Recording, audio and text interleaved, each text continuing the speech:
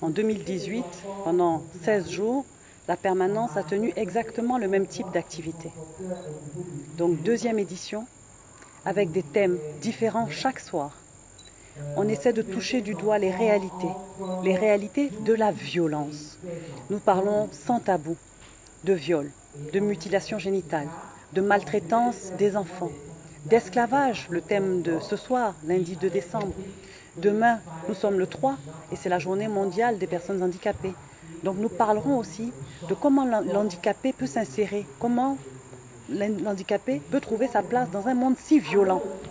Parce qu'il n'a pas les mêmes moyens de défense ou de recours qu'une personne saine. Donc ils se font plus souvent agresser, ils se font plus souvent brimer, plus souvent voler, humilier, violer.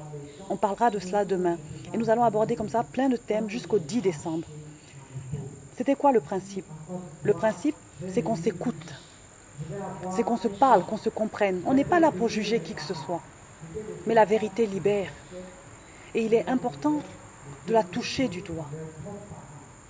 Du nord au sud, de l'est à l'ouest, 50% de la population ivoirienne est féminine.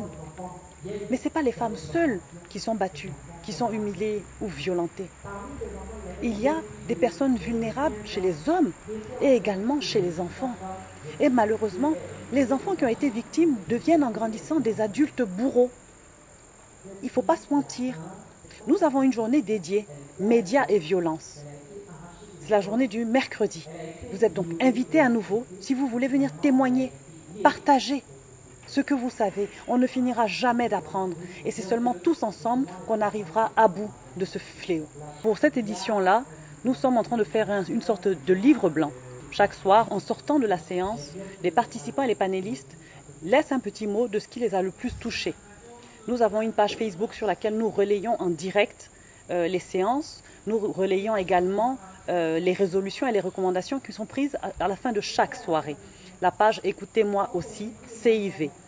Mais nous avons aussi l'intention pour l'année 2020 de regrouper toutes les personnes qui ont envie de parler avec des psychologues et des thérapeutes. Parce que j'ai oublié de préciser, mais tous nos panélistes sont là bénévolement et volontairement. Ce sont des experts dans différents domaines, des conseillers d'orientation, comme je le disais, des psychologues, des juristes, des thérapeutes, des éducateurs spécialisés, des assistantes sociales.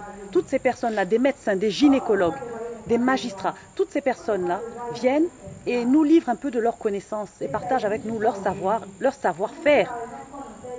Alors oui, toute l'année 2020, une fois par mois, si on sent vraiment un véritable engouement, nous demanderons encore à ces experts-là de venir pour faire comme des clubs de soutien et des groupes de parole, pour que les gens puissent continuer à parler, à se comprendre, à se guérir, parce que la parole guérit également.